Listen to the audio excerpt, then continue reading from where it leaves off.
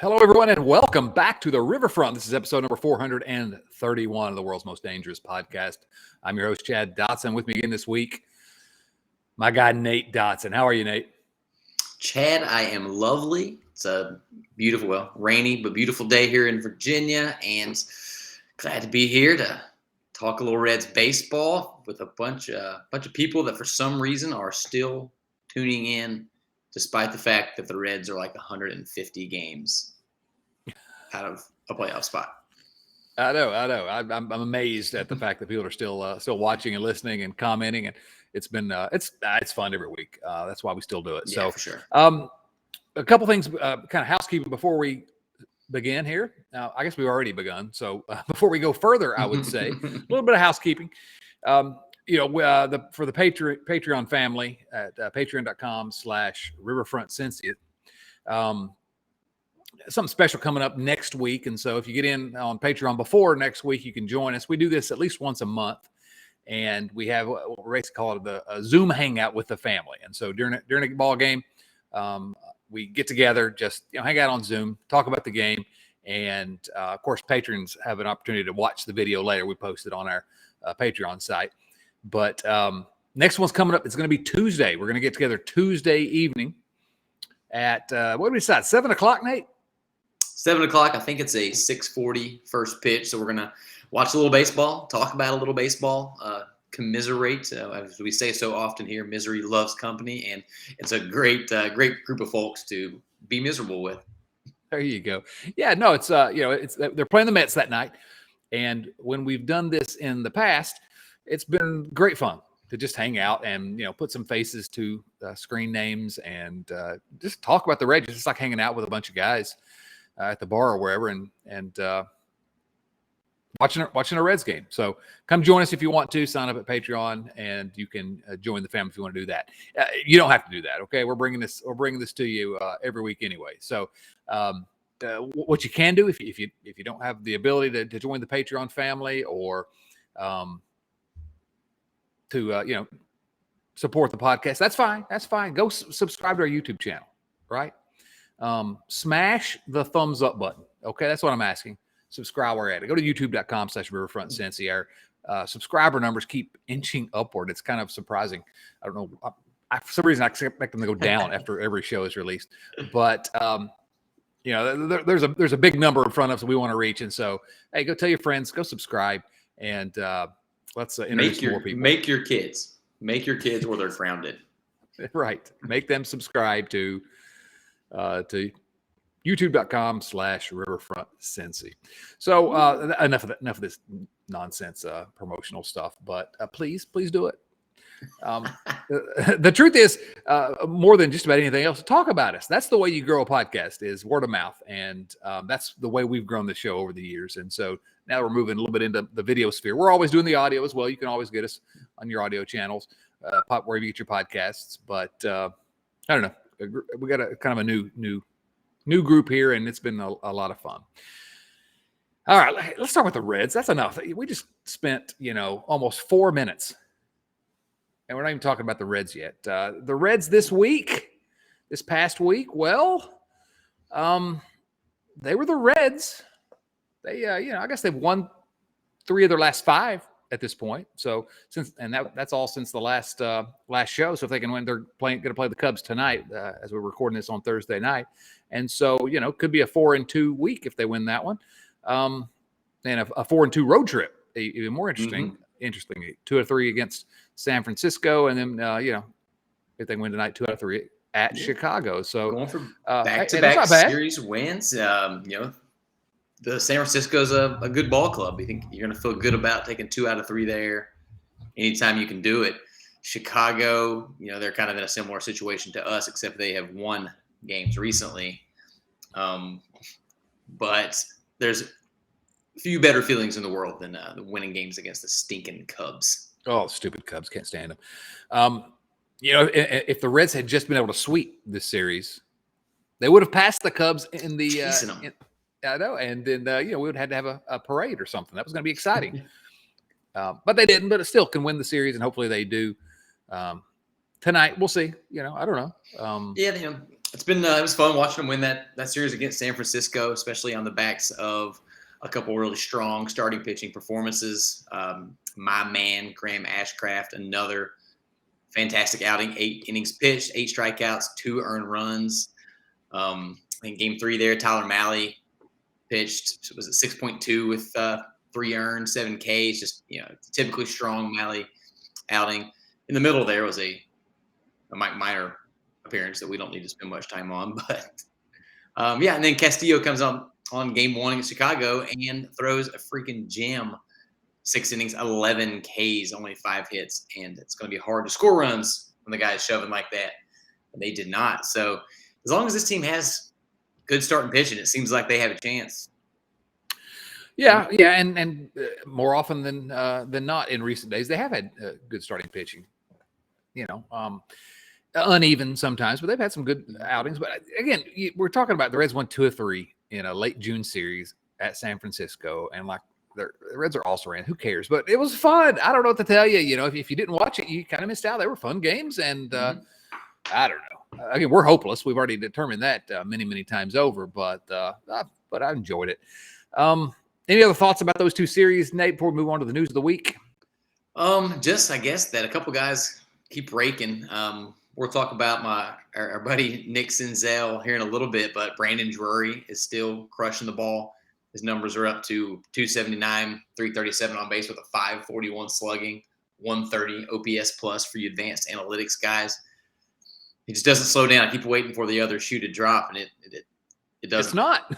No, I mean, it's just, I'm like you. I want to believe, you want to believe he's figured something out. I mean, again, as I said before, he's a guy that came up to the major leagues at a young age, and those are guys that generally are talented guys. And, he's had his chances at the big league level, and he's never done anything like this. Has he figured something out at his advanced age of 29? I don't know.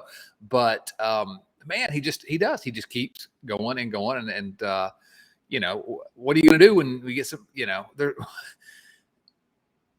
keep him in the lineup.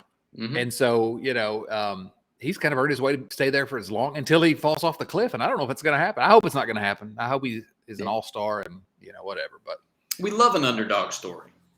Everybody does. Well, that's because the Reds are perennial underdogs in Major League Baseball. That's true. Any other thoughts? Not really. You want to highlight?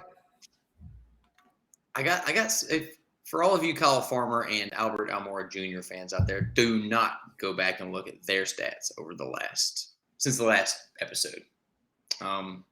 Streaky players. I think we knew that Almora Jr. was getting a little bit lucky. It was a little bit fluky. And he is specifically starting to regress to what I think we all would have expected. Kyle Farmer is as streaky as it gets, so I'm sure he'll go on a Barry Bonds-like tear one of these months to keep all his stands engaged. But it's not looked good for those two recently. No. Or Mike Minor. Well, I guess we can talk about Mike Minor. That's, I don't know what to say. That guy is just, what's his record now? 1-4. Overall, his ERA is, I had it pulled up, I thought. There you go. 1-4, 7.71 ERA.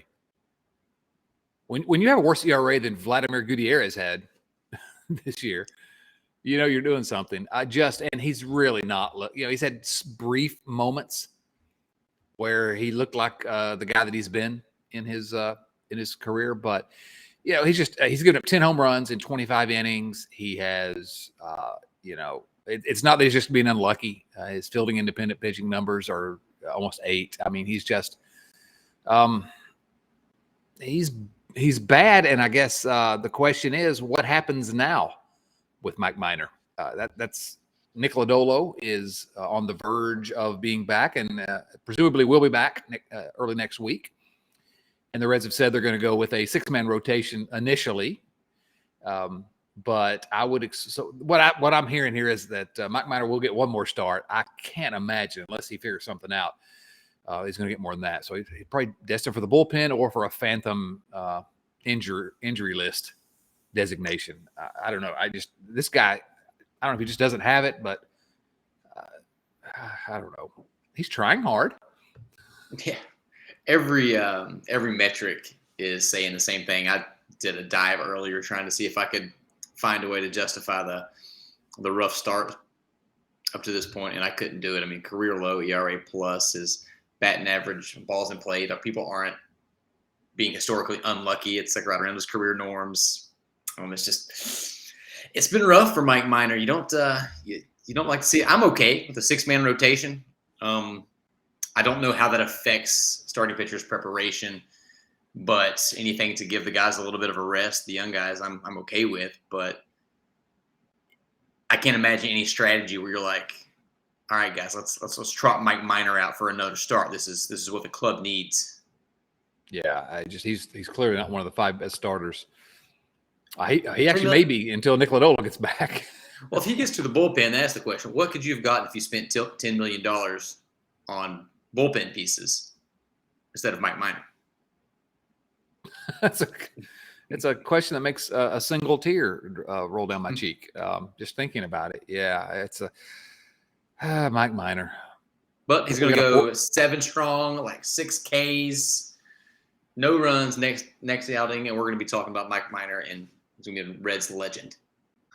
Please sign me up for that. I'm not gonna object to that. I'm not gonna predict it, but I don't know. Mike Minor, rest in peace. So the Reds acquired a new catcher, Michael Papierski. I think that's how they pronounced it. Works for me. Did you see that the Reds had picked him up before he actually was in the game? I thought it was one of those like The Onion type sports outlets. They're just now making up names and putting them on the Reds roster. Yeah, I'm good. Be great. Be an awesome Red, but I'm not gonna commit your name to memory just yet. Yeah, and he got his first big league hit because his prior major league career had consisted of 5 games. Earlier this year, he played in 5 games with the Giants. He's a 26-year-old. He's just in his 5 games with the Giants, he went 0 for 9, struck out 4 times. I don't know. I mean, he's been at 2 different minor league organizations this year. Hit 211 at one, 208 the other. This is again, and more power to him. I'm happy for him getting his first big league hit. Great job, guy that I've never heard of, and I won't remember in 3 years. But this is the situation that the Reds put themselves in by not having any depth whatsoever. And, this is what happens. And whatever. I guess it doesn't matter because the Reds aren't going to win the pennant. Breaking news. But it's just watching guys like this is a major league organization. Technically, it's a major league organization. And they're just trotting out guys that are just not big leaguers. And it's again, I don't want to dump on this guy because he's trying the best he can, and good for him, man. He got a hit in the major leagues. I could barely get a hit in Little League, so who am I to criticize him? But it feels like September of many of these bad years when you're just calling up random guys. Barry Larkin's brother gets a shot. I mean, it's just anybody they can find. That's kind of what I was. Yeah, that's kind of what I was going to say. The problem isn't Michael Pape, whatever it is, some alias that Michael Scott from The Office would use if he was trying to be a ninja. But it's the head that I'm calling him Little Poppy. That's what I'm calling him. Dude, done. The problem is that the team is so bad and the season's gone so poorly that this serves as news for the Reds right now. Right. Like this has to make the rundown of things that happened this week. Oh. We probably put it too high on the list to talk about, but I just maybe that's another kind of symptom. Welcome to Cincinnati, Michael. Welcome to Cincinnati. Glad to have you. Open arms. No, one place where you might be able to have an actual big league career. Little Poppy. Little Poppy, that's his name now. Colin Moran sticking around. That's what happens. Colin Moran? Nobody wants you. I don't think anybody really wanted him before the season started, and the Reds went out and gave him dollars. Yeah, Colin Moran, of course, was designated for assignment, accepted the assignment to Louisville, and because I guess he had no other options, because he would have gone elsewhere if he had other options, presumably other major league options anyway. And so he's going to stick around. And again, nothing against Colin Moran. Colin Moran, I think, could possibly be a useful, 25th guy on the roster, a backup, on the infield, third base, first base. It's not that he's not a little poppy, but again, what are we talking about here? Although I saw some people that thought, oh, Colin Moran, he was great for like 2 weeks last year against the Reds. And he smashes lefties when the sun is setting in the Arizona sky and the wind's blowing northeast at 12 miles an hour. Well, let's get him in the lineup on those days. Other than that, let's keep him in Louisville. So, all right. Boy, this is an exciting news recap this week. It gets better. It gets better quickly. It's getting better right now. Okay, the two guys I want to talk about. First of all, Tyler Naquin. Tyler Naquin started his rehab assignment today as we record this. He's in the lineup for the Louisville Bats against the Toledo Mud Hens. And, we haven't seen Naquin since, I think, May 31st. And he's been Tyler Naquin so far, which is a perfectly cromulent player. I like Tyler Naquin. And with this Reds team, they need Tyler Naquin. And so good news. Hopefully he'll be back sooner rather than later. Thoughts on Tyler Naquin or on the other guy we're going to talk about? Let's move straight on to the great news. Do it, man. Do it. This is the most exciting news of the week, which is, again, another symptom of what we're dealing with in Cincinnati. That's a fair point. I thought that I was getting hoodwinked, that I was getting scammed, I was getting catfished. I didn't know what it was, but I saw a video of Tyler Stevenson, Reds stud young catcher Tyler Stevenson, taking batting practice at Great American Ballpark yesterday or the day before, and it looks like he is getting ready to start a rehab assignment. Is going to be back much sooner than originally expected, and man, couldn't be more excited. For me, that's been the number one most exciting part about this season so far is what he's been doing, just not just in the batter's box, but behind the plate. And if he can come back, get some at bats, have a few nice games, might get that All-Star nod too. But very, very pumped for Tyler to be back in this lineup. Yeah, clearly. If you remember, Tyler Stevenson took that foul ball off his hand, broke his thumb early June, and 4 to 6 weeks, 6 to 8 weeks. I don't remember what they said, but because do you expect me to do some research before I run my mouth? But to me, the most exciting part, the most exciting part is we get to watch Tyler Stevenson back, and so that's great. But something we talked about a couple weeks ago, which is get him back before the All-Star game now.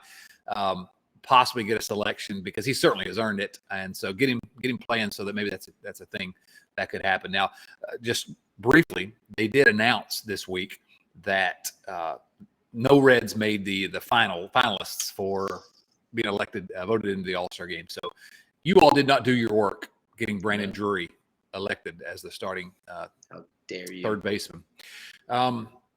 But they're going to get somebody. I still think Luis Castillo's going, and I'm thinking Tyler Stevenson has an awfully good chance. We probably should mention, because we've kind of, poked a little fun at Aramis Garcia, and he's not a good player, not a good hitter anyway. But, since Tyler Stevenson went out, Aramis Garcia hit 282, 333 on base in those 17 games. So that's not bad. We won't talk about Little Poppy and Chris Oakey, the backups. Oakey, of course, got sent down, but also got his first big league hit. So good for him. But please, we need Stevenson back. It just changes the lineup. Okay, it does. We talked about it's still fun to watch the Reds win whenever it does happen. Winning those 2 out of 3 in San Francisco was a whole lot of fun. And when you insert Stevenson into that lineup with a hot Brandon Drury, a perfectly adequate Tyler Naquin, and Donnie Barrels, Don Solano, you can actually have some real major league lineups for one of the few times all season. And that's especially true if a certain Red center fielder keeps hitting the way he has since you buried him. Yeah, we had to put this one on the agenda for tonight, didn't we? okay, again, I have this fractured relationship with Nick Senzel. That last week I finally said, all right, you know what? I'm not going to be optimistic anymore because I keep getting my heart broken with Senzel. And at the exact moment, the precise moment that I made that declaration, Senzel decided to be a superstar. Since I said that, Nick Senzel has hit for a 550 batting average, which is good. 591 on base, 600 slugging, taking a couple walks, 4 RBIs, a double, mostly singles, but still, he started to look a little bit, got on base by catcher's interference again. That guy leads the world in getting on base by catcher's interference. His defense is always stellar, better than stellar. It's outstanding. But just seeing him on base more and running the bases, because that dude can run the bases, and just that also changes the look of this offense by leaps and bounds. Do we keep him at number 8 in the order, Nate? I don't know if you've looked into it at all. I wanted to bring this up just because I thought it was funny a while back, but very, very, very small sample size. But he is the best player in Major League Baseball history in the 8-hole. What are his numbers? Do you have them? I don't have them handy, but if you only there's only 12 at bats or something. But they were really, really high before the stretch in the 8-hole in 2 other games. But he just crushes. It's I don't know. He looks more comfortable at the plate. We've kind of been saying that for a while, that he seemed close, and he sort of said something similar as to his timing is coming back. And I don't know, he had a birthday, got a nice massage, posted that on Instagram. He's a little boat trip with some of the guys in Chicago. I think he's feeling relaxed. He's feeling like he's part of a team. And there's been a lot of noise surrounding him pretty much his entire career, from being a heralded prospect to the Reds manipulating his service time to whatever was going on between him and the club last year. Maybe this is the first time he's really been healthy and felt like, part of the club and not a distraction. I don't know. We are talking about tiny sample sizes. We're talking, 6 games since last week's podcast. So, I don't want to, again, but he's a guy that I've been waiting on. And speaking of that, I think you should go to redlegnation.com, and my buddy Richard Fitch has a good piece there, literally called "Waiting for Nick Senzel." It's worth a read if you want to go over to Red Leg Nation, check that out. But I just pulled it up, Nate, and Nick Senzel has literally, as a major leaguer, he hasn't been in the major leagues long, but he's batted in every position in the lineup during his career. And and you're right, by far in the 8th spot in the order, 455 batting average, 500 on base, 515 slugging. I mean, amazing. Could you guess what his second best position in the order was? 7? It's actually the place where he's hit the most in his career. First. Really? At leadoff, his numbers, again, we're talking, that's 406 plate appearances at leadoff. 278 average, 341 on base, 422 slugging. I mean, I'll take that as a leadoff hitter. Yep. So, who knows? Gosh, nothing but good vibes from what we're seeing from Nick Senzel. We're going to keep sending them out. Makes me wonder if we shouldn't start a new recurring segment called Walking the Plank with Chad Dotson, where you just end a player's career just to get them on a hot streak. If somebody's slumping, we'll give them a little obituary or eulogy, and boom, slump over. They're an all-star. I like it. Come on, Nate. Good vibes only. Good vibes only. I don't want to bury anyone, especially not Senzel, but we may have to do that. I don't know. But it's good to see. Look, okay.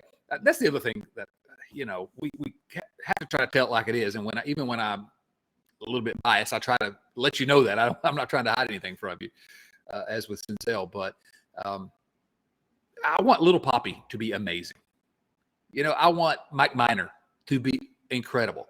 We're rooting for the laundry, right? Like Seinfeld said, we're rooting for the jersey. Mike Minor is not going to be a Red 12 months from now. Little Poppy, I don't know where he's going to be a year from now. Hopefully enjoying life.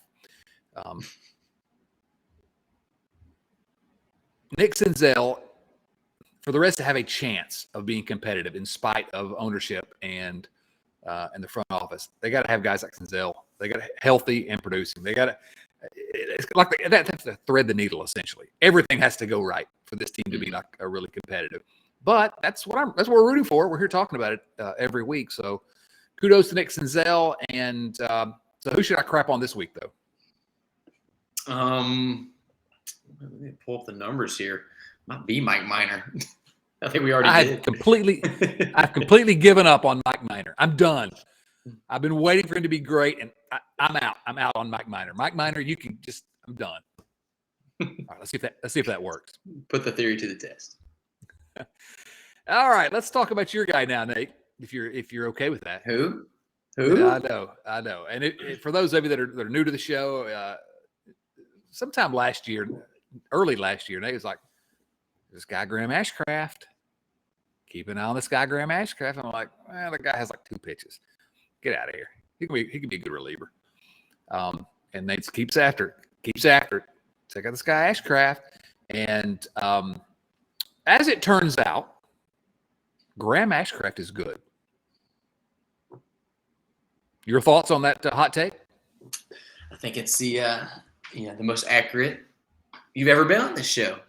Graham Ashcraft has not just been good.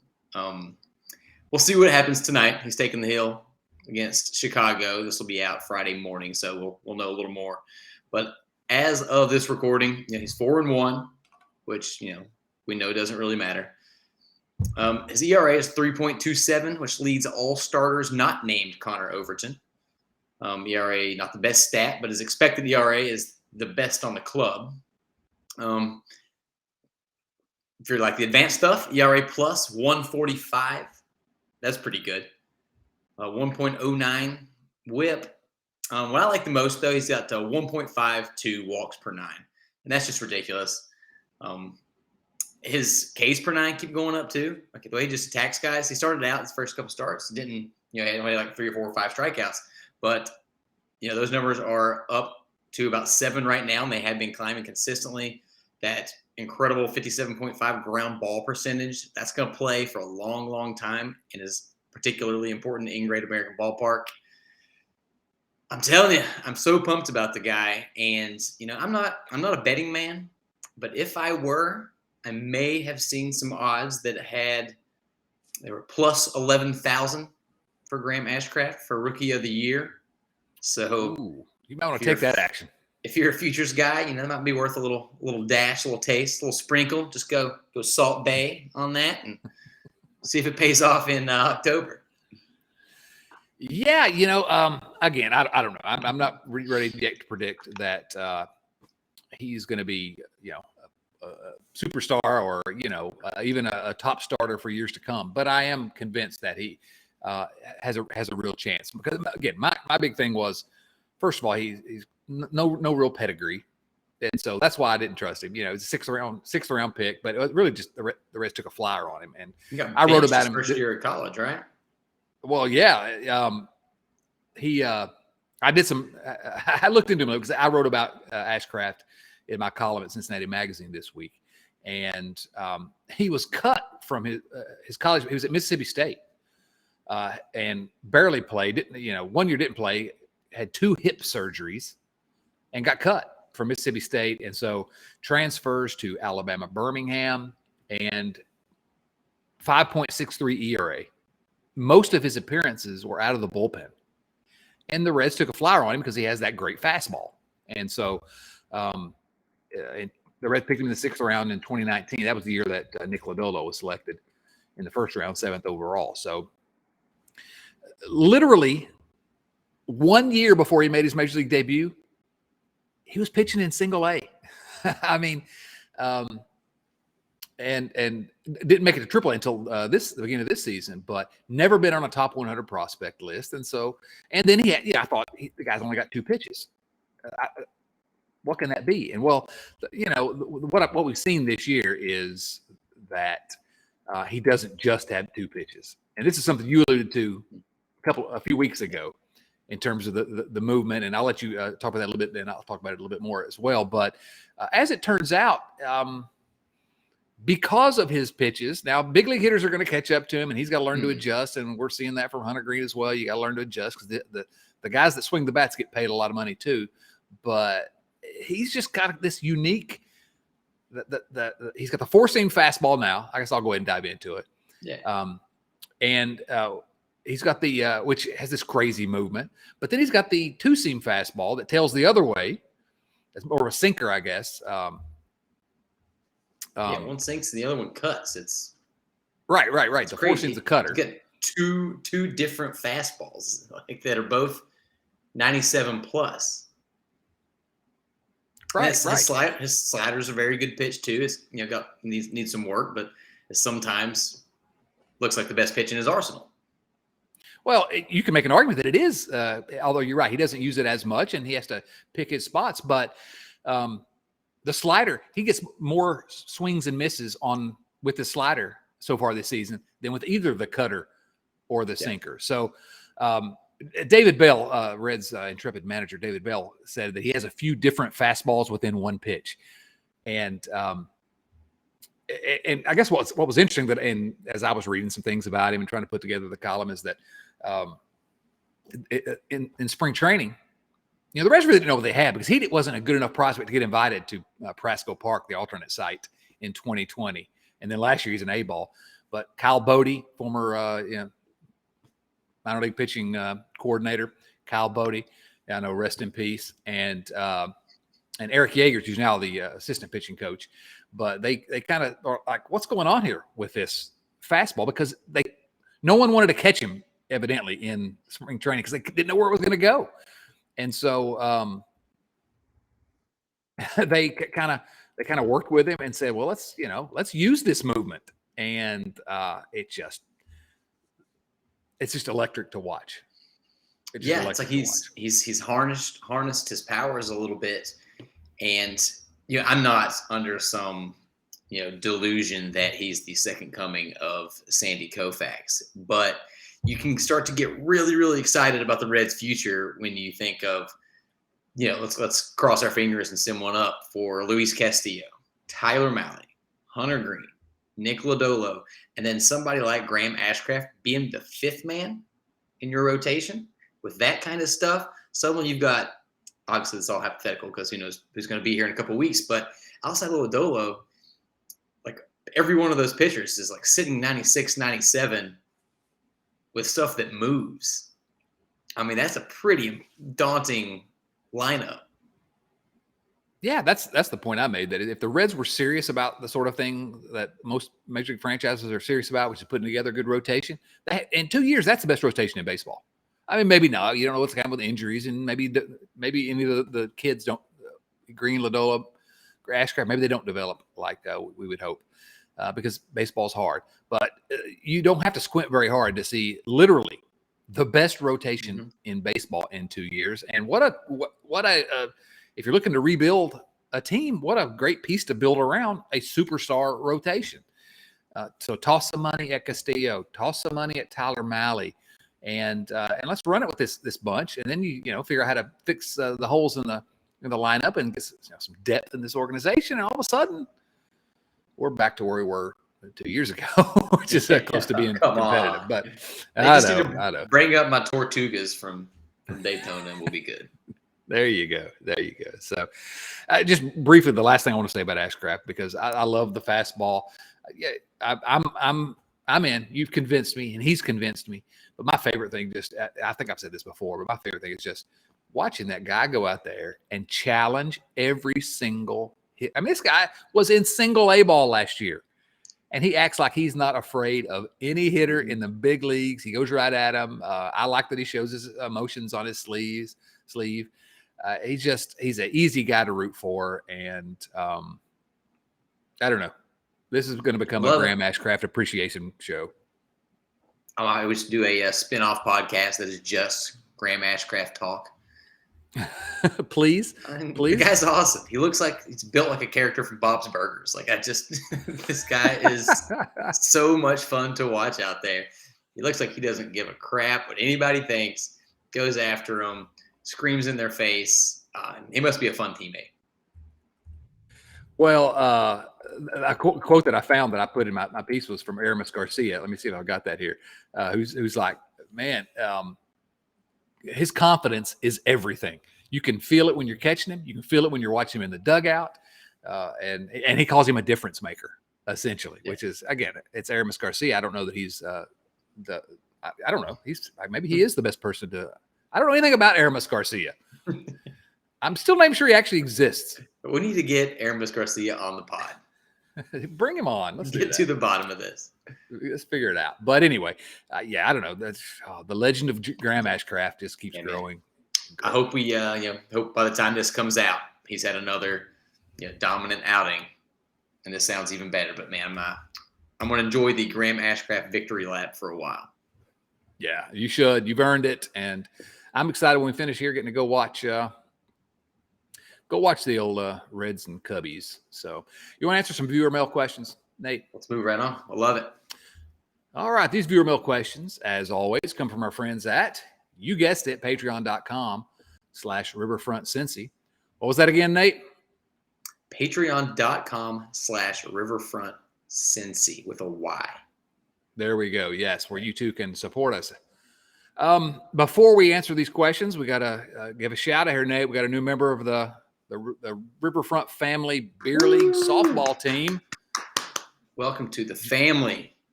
Absolutely. James Scott Pyle. 3 names, so you know he's impressive. It's true. James Scott Pyle. Regal. That's what I was. King James, shall we call him that? I love it.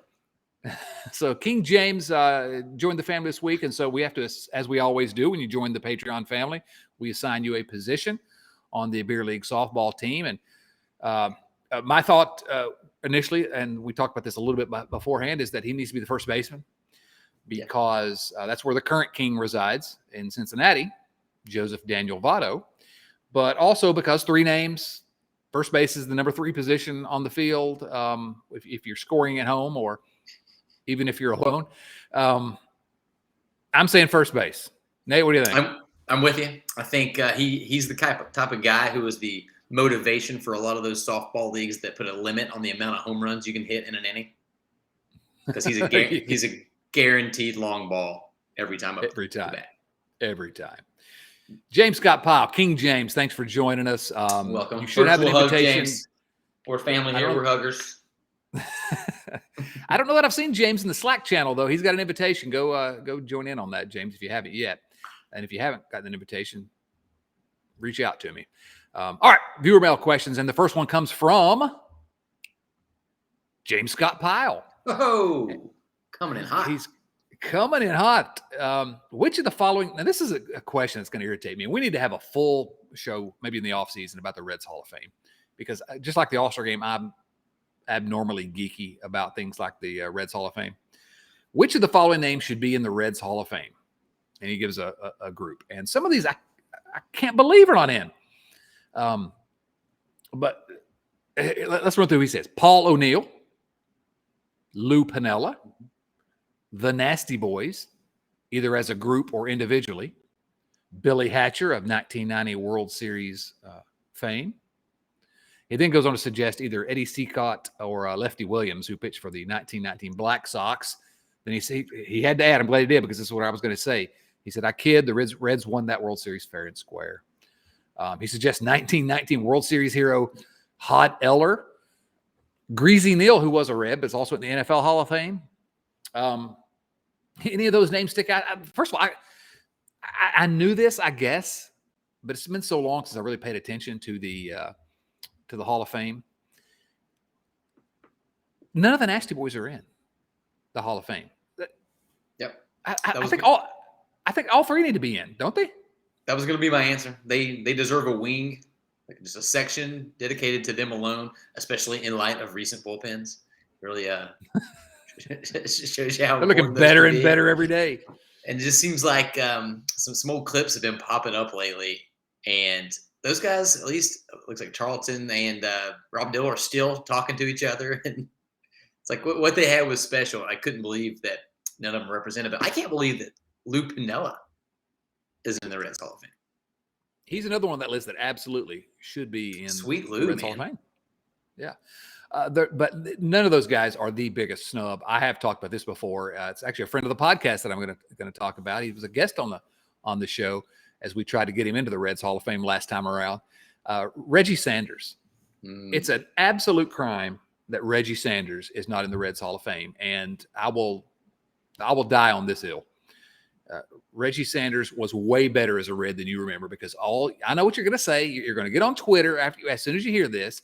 You're going to type in @DotsonC, and you're going to scream at me about how he struck out a lot in the 1995 National League Championship Series. And you know what? He did. He struck out a lot in that series. He was also he should have been the MVP of the league that year. And you know who won the MVP of the league that year? Barry Larkin. Reggie Sanders was better than Barry Larkin that year. And again, I stand behind knowing my love for Barry Larkin. I'm not diminishing him, but Reggie Sanders, it's a dumb Hall of Fame. But the fact he's not in, and some guys that are, Ron Oster is in, and Ron Oster, hometown guy, whole career with the Reds, good for him. I don't know. It makes no sense to me that people still haven't forgiven those that lived through it. You were a baby, but those that lived through it haven't forgiven Reggie Sanders for 4 bad days of baseball. Yeah, it seems tough if you're, the way we look at the Major League Baseball Hall of Fame. If it's supposed to be telling the story of baseball over the course of years, if you're telling the story of the Reds, there's a chunk of a decade where Reggie Sanders was one of the most important pieces. Yes. Got to be in. So that's the real answer. But great question, King James. Kyle Kapler has the next question. Kyle Kapler asks this, and I'm going to answer this one first, Nate, then you can say whatever you want. But his question is this: should Justin Dunn is back? He came over in the trade with the Mariners, finally pitching. When he's back with the big league club, should he switch his jersey number to number 44? To which I say, Kyle, shut your dirty mouth. 44, Adam Dunn, should be retired, first of all. They should have retired. Adam Dunn, clearly the best number 44 in Reds history was Adam Dunn. Clearly. I mean, no one else is even in the conversation. And don't you come at me with your Eric Davis takes on Twitter. Adam Dunn is the best player in the history of the Reds. Period. He is blank. the most awesome player in the history of the Reds.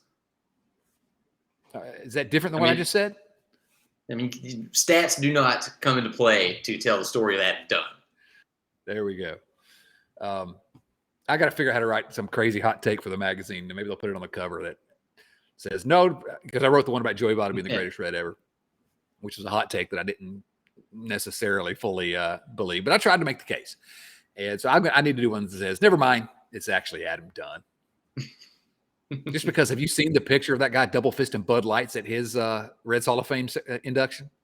Just every picture of Adam Dunn. He was in an Academy Award winning movie, for crying out loud.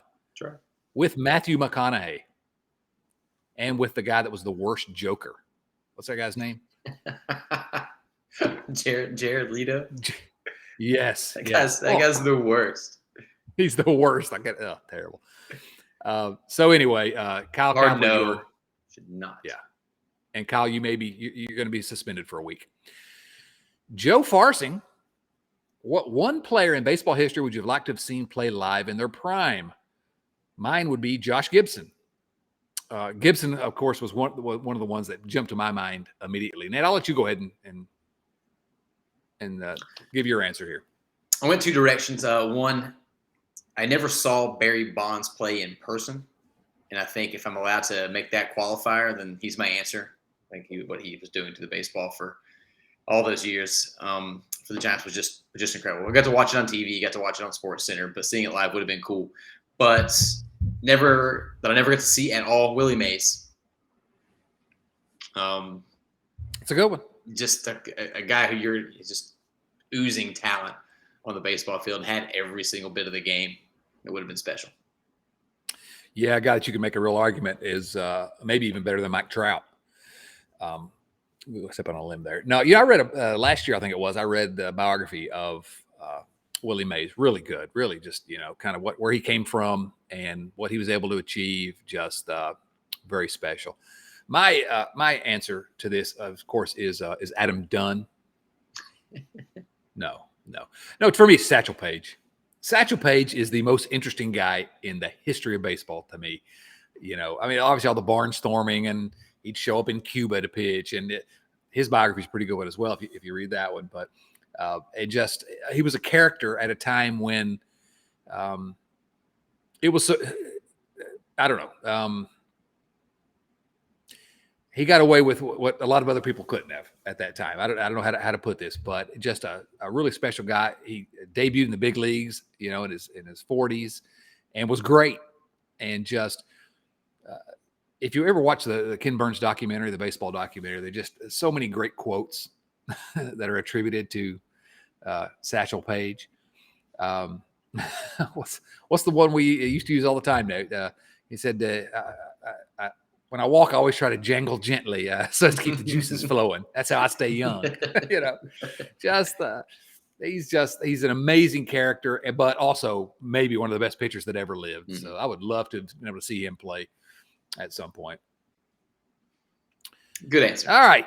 And good question, Joe. Josh Gibson's a great answer though, because that's one of the first things you think of, because is he really the greatest hitter that ever lived? Some say, and who knows? But all right, next question comes from Rich Thompson. Rich asks this: what is worse, being a Reds fan living in Cincinnati, Northern Kentucky, and commiserating another lost season in the company of several other Reds fans, or being a Reds fan living in Virginia or other parts of the world? And Rich, of course, is a Virginian, and pretty much suffering in isolation. Well, I don't know if you got a response to that, Nate. If you can isolate it to Southwest Virginia, that's the answer. That's worse than most things. That's the worst. Oh, ouch. I don't know. Virginia's a pretty cool state. Got a lot of history, a lot of stuff to see, close to things. I don't know. Yeah, neither of those are bad, Rich. I'll be honest with you, because in 2022, neither of those are bad. It's not like, 1981 when you have to sit on your back porch and by yourself and listen to Marty and Joe on the radio. That'd be nice. We talked about this. First, we got shows like this. We have communities like this where we talk about misery loves company. You can hang out with others. Matter of fact, I talked about Tuesday. We're doing a Patreon hangout with the family on Zoom, which is fun. But some of the family members are doing one right now as we record this. Mm-hmm. They just decided they wanted to do one and hang out and watch tonight's game together. And I'm going to try to drop in after I finish this just to say hi for a minute. But I don't know. It's never been easier to have a group that you can hang out with, talk to, and that's the only reason I still really, frankly, follow the Reds as closely as I do, is because this family's developed around it, and it's fun. It's fun, even when they're losing. So neither of those are bad, Rich. All right. Next question comes from Michael Keffer. Michael says, if the Castellinis decided to magically sell the team in order to buy Phil some more golden loafers, and you had the choice, what current owner would you want to own and finance the team, and what general manager would you hire to build the team? My general manager this is like my dream scenario, even though he's a dirty Cub, or was a dirty Cub. Theo Epstein, what Theo did with the Boston and with Chicago. I would love to see him do something similar with another old franchise that has fallen on hard times. He's working for MLB right now. But I would love for an owner to come in and say, all right, we're going to spend some money, or even just to spend, or a little more maybe, but not really go nuts necessarily, but we're getting out of your way. You have the keys to the kingdom. Go to work. So that's the first thing I think. You got either of those, Nate? You got any thoughts? I had Theo Epstein. Also, my other choice for GM is Alex Anthopoulos. Love what he's done in Atlanta. The way they started their rebuild the same time the Reds did, and they have a World Series title, a super competitive team this season, and they have a good farm system still. Like that rebuild went really well, so I like what he's doing. From the owner side, I would love it to be somebody like Steve Ballmer for the Clippers. I know one switching sports here, but just somebody with a bottomless checkbook that is a gigantic super fan, Mark Cuban, like, love or hate the guy. They live and die, live and breathe with their franchises. That's what I want. Yeah. Somebody that's going to spend all the money and like really just care.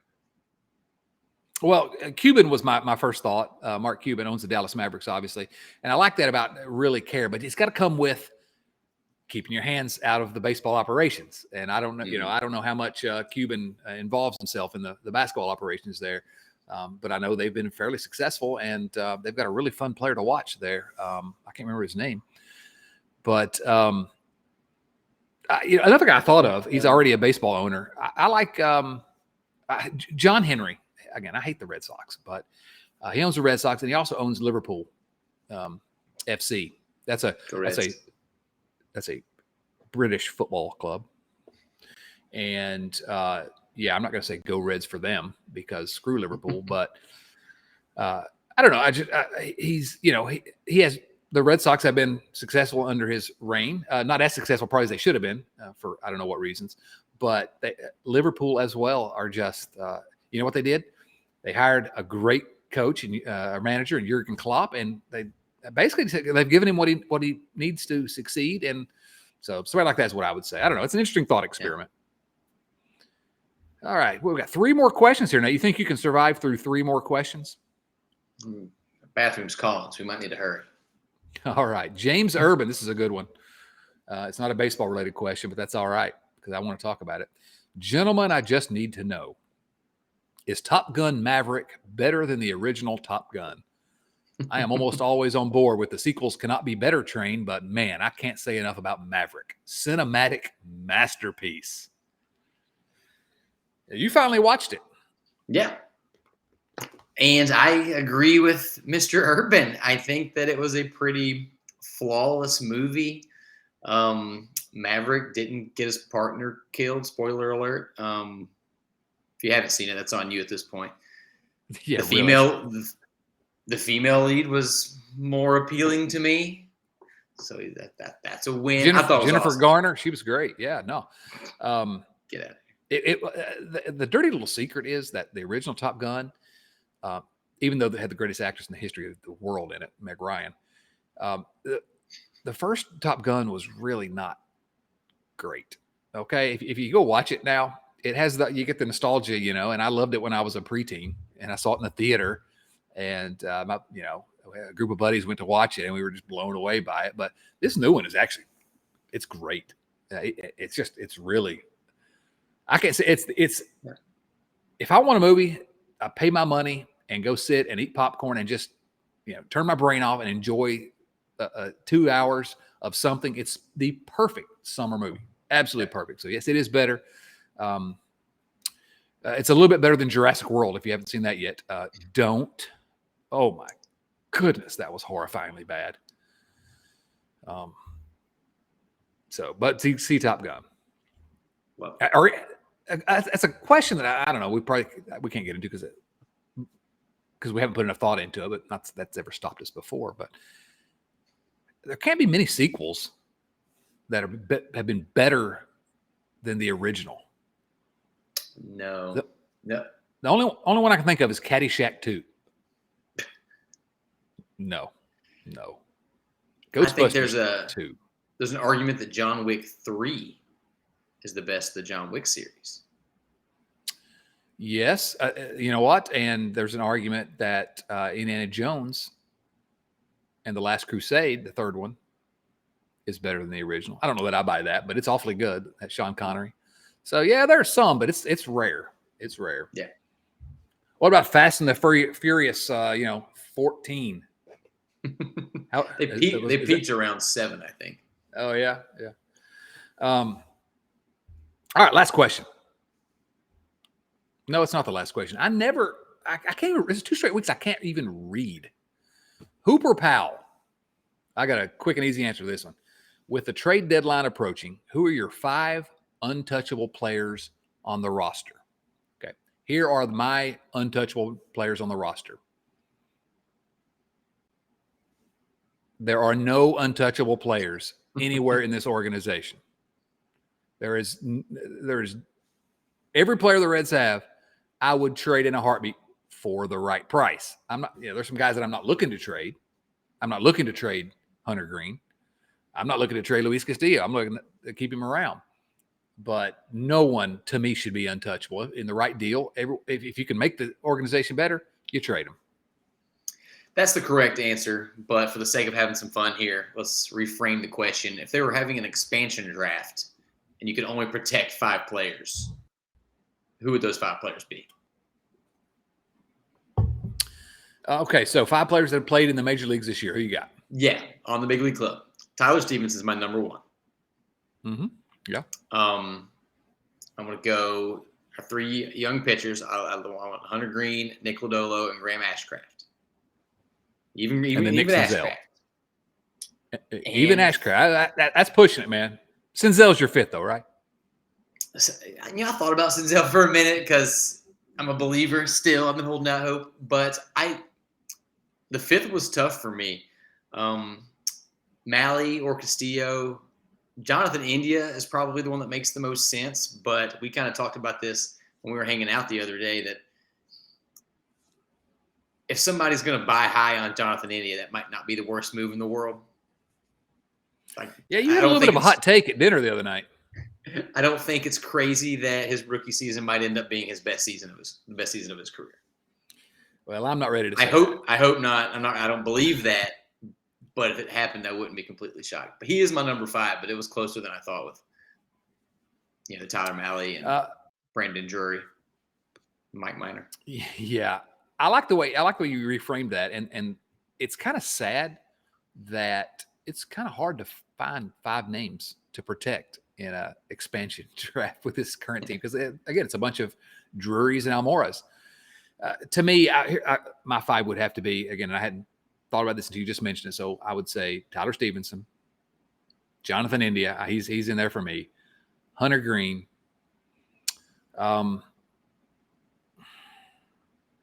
Castillo and Malley. Maybe actually Lodolo and Ashcraft should be in there. But no, actually I'm going to take any one of those out and put Joey Votto in because he's an international treasure and we need to protect Joey Votto at all costs. Well, I think we have to give Joey a courtesy call and say, hey, do you want to be on this list? Because if you want to be on the list, the spot's yours. But if you want to get out of jail free card, we'll give that to you as well. That's common courtesy. Yeah. What's going to make you happy here? Do you want to stay here and suffer? Maybe Cincinnati can get an expansion franchise. Ooh. All right, last question, and this one we can't really expand upon it too much. And it's by Seth Shaner, and Seth says, viewer mail question, but then he says, maybe it's an off-season topic, but so let's run into it just quickly. Top 5 non-Cincinnati ballparks where you've seen a game. Seth says his are Fenway, Oracle Park in San Francisco, Camden Yards, Old Yankee Stadium, and Coors Field at Sunset. That's why baseball is the best. It's it's a sport for romantics. I love it. Yeah, when I write the great American novel, it's going to finish at Sunset at Coors Field. I don't know what the plot's going to be, but that's where we're aiming. That's where we're going. So, my number 1's Camden Yards, Oriole Park at Camden Yards, Baltimore. Went there, in the mid-'90s for the first time. Been there occasionally ever since, and it has never once lost its luster. That, if you've not been, it really is. It was the first of all the retro parks, and it's still the best. It's just it's gorgeous. I'd say Dodger Stadium. I finally got to go there last year. Dodger Stadium is great. After that, Wrigley, I guess. I would say Wrigley and Old Yankee Stadium just because of the history of those places were amazing. Probably. Shea. Oh, gosh. Shea was a dump. I would say I'm tempted actually to say Busch Stadium in St. Louis because that was actually a fun experience. But no, it's actually probably PNC Park in Pittsburgh. That place is just it's gorgeous. So that's my 5, Nate. I don't know if you have any others to add to that list. I shared Fenway with you. I shared. You didn't share it with me. You shared it with Seth. I've not been to Fenway. Seth, sorry, yeah, it was Seth. Dodger Stadium I've been to, but I just toured it when they were not playing, so I've never actually seen the game. I'm dying to. That's right behind Camden. I've never been there either. We live 3 hours away now, so we should go this season. and watch a game. Absolutely. Old Yankee was number one just for the history. I didn't think the stadium was anything particularly special, but you kind of got a feeling just walking in there, sitting in the outfield with all those legends. The ghosts were there. I'm telling you. I went a couple times. The ghosts were there. Babe Ruth and Lou Gehrig. I mean, it was special. Yeah, it was great. Fenway, Wrigley, and then my number 5 was actually Milwaukee. It's not good one. It was just a fun, weirdo dome with a water slide and like people going nuts. I was there for a walk-off hit, and it was a pretty cool experience. I don't think if I'd been to every stadium, it would make my top 10, but I've been to 8 stadiums, and it makes my top 5. Yeah, I don't know that I would put it on my list because I don't know that it's beautiful. It's not bad, but it's not. It's a great experience. It's a fantastic atmosphere and experience, no question about it. So sunset does not come into play. No sunset at whatever they call that stadium now. All right, good question, Seth. Nate, any final thoughts here? Ashcraft you got a prediction right now? Because by the time this comes out, we're gonna know whether you're right or wrong. We'll judge you at NC Dotson 32. 7 1/3, 1 earned, maybe 2 runs because there's going to be a Kyle Farmer error in there. We're going with 8 Ks in his 7+ innings. There we go. I love it. Keeping those K per 9 trending up. Love it. I hope you're right, and the Reds pick up 2 out of 3 before they stupid Cubs. leave Chicago and yeah, really. Their return home for a 1, 3, 6, 9, 11 game homestand. I'm good at counting. Braves, Mets, Pirates, and the Tampa Bay Rays. Are you going to have a family member at one of those games? I am. Yeah, my son and his buddies decided they were going to go to one of the Braves games over the weekend, and he mentioned it to his mother, my wife, first, and she said, "I'm just telling you now, Dad's not going to pay for your ticket." And she was right. I'm not paying for a ticket to Great American Ballpark, even for my own son. So he's going to have to come up with his own ticket. I may have kicked him a few bucks to help pay for food and things, but so maybe my boycott is maybe I'm not being 100% faithful, but my son needs to eat a coney or 3, and so what am I going to do? He's a teenage boy. Hey, man, but these are the cracks in the foundation. By September, we can have a full-on Riverfront hangout at the stadium. Chipping away. No, I'm not going back, but until Castellini's gone. But he did say, and I wish he'd thought about this earlier, because he said, my buddies and I would like to wish that we had Sell the Team Bob shirts to wear, because they think it's hilarious, the Sell the Team Bob stuff. And unfortunately, we not enough time to get those for him. But it's a challenge accepted. Well.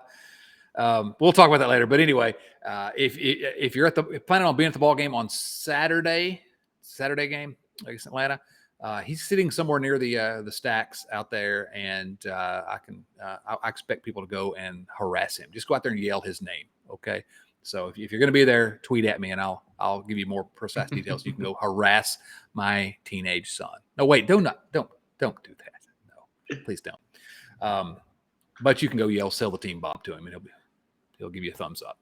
All right, so I'm not going to be at the game this weekend, but I will be watching the Reds and the Hotlanta Braves, and hoping for the Reds to continue some, I wouldn't say hot play, but some mild uptick here.